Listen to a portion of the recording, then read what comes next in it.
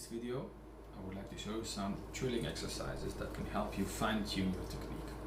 I'm going to touch several issues, including the best way to use your fingers to land and how to land on the fingerboard, and how to avoid overtension, and how to differentiate between your left and your right, which means that your trill will not affect your bow technique. Like any technique that we reach and we want to fine-tune and make better, we need to go back to the very basics. So the first exercise we actually start doing without the bow. And we're going to go through the trill exercises between all the fingers, semitone and tone, and just learn and relearn this movement. Now, the best movement of the trill comes from the bass joint, because you're the strongest. If I do this, this is not from the bass joint, but if I go with the finger, this is a bass joint movement.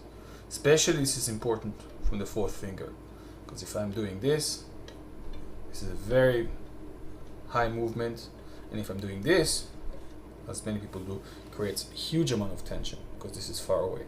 It's much better to be close and land with the fourth finger as close to 90 degrees to the fingerboard as possible. And you see, this doesn't collapse. Many people come to me and say they have problems with their hands because their fourth finger is too weak and it collapses. That's because of the angle. That has to do, if you're very far away, then obviously when you're going to press, this is going to happen. So try to get close when you reach the fourth finger. The first exercise then, it's just going to be a very slow up and down. Up and down. Touch the string and then press down. This is a semitone, so I'm just touching the string and then I press down, and I try to make sure as you play this that your thumb is not over pressing. As you go further, especially second, third in a tone, need some patience for this, but it really pays. Yeah? Very important that this movement, especially 3 and 4, get close, lift your first and second fingers, and just in a semitone first, press and unpress, lift on your bass joint.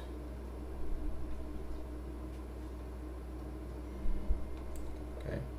Now, once we use the bow for this, it's not going to sound very nice, and that's the aim of this, because in this point I'm going to try to figure out in what time and we're going to start making sound. So if I underpress my finger, it's going to be a kind of an ugly harmonic.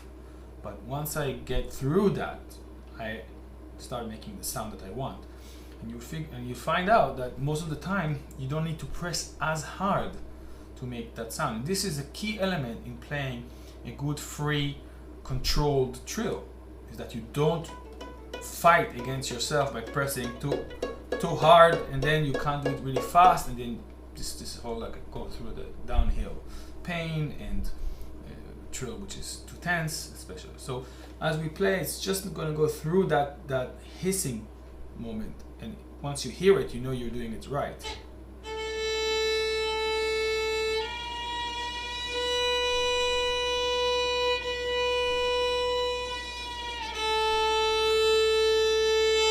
This is why this is an advanced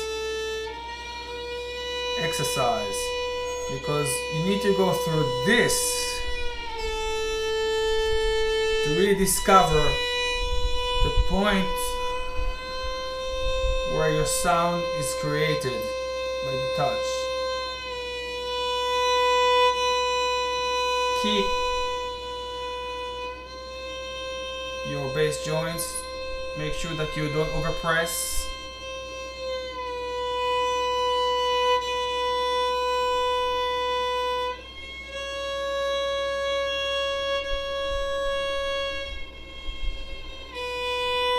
And try to keep your bow as unaffected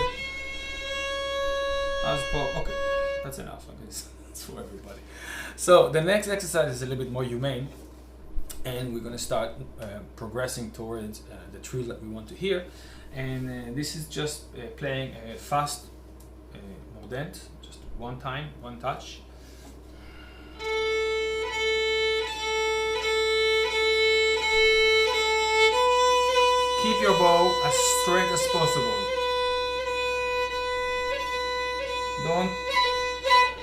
Don't jerk with your right hand, but just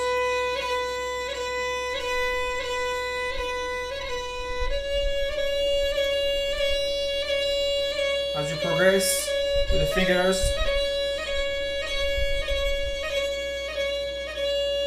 get closer to the fingerboard, and work from your best joints. Next one is a double. Take time between each one and relax your thumb. Make sure that in that movement your thumb is not pressing stronger, and that takes some concentration.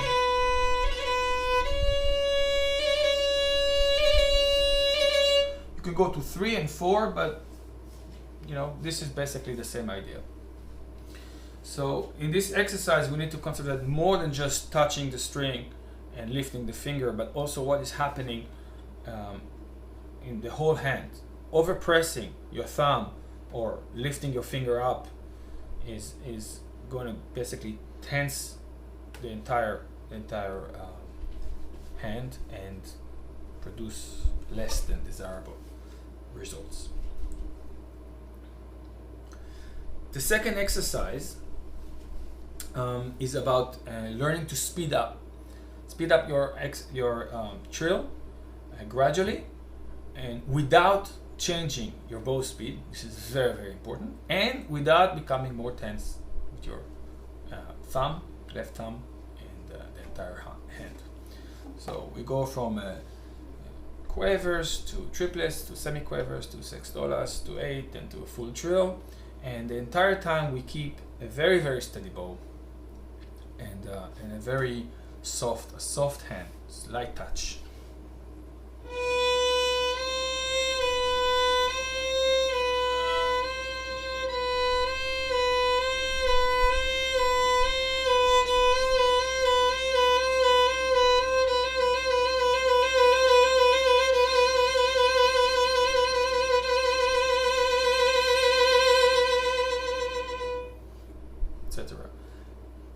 Try to make the movement as low as possible. I mean, the faster you go, the lower the finger should rise from the string, but without tension.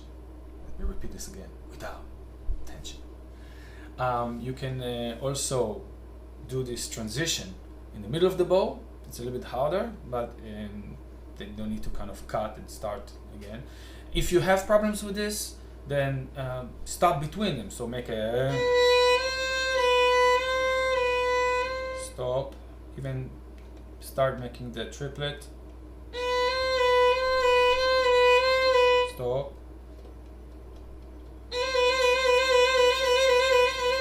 so going from silent and then to play is another very good way of differentiating between your bow technique and your trill. Then we go into speeding and slowing without changing your bow speed or your bow pressure. And now this is already a technique that we use in pieces, and this is really good to have very good control over the bow in this situation.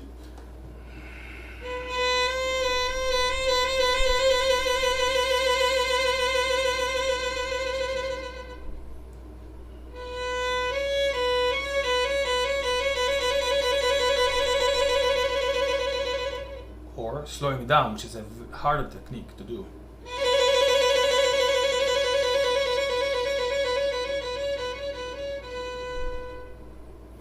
The third exercise is when we start and stop our trill without changing the speed of our bow.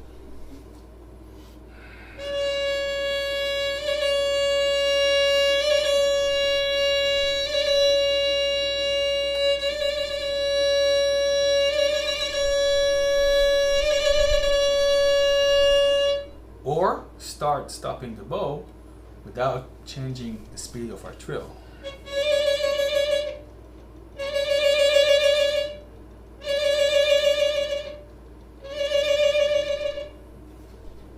So this is the set of the 3 exercises, and I hope you'll find them helpful.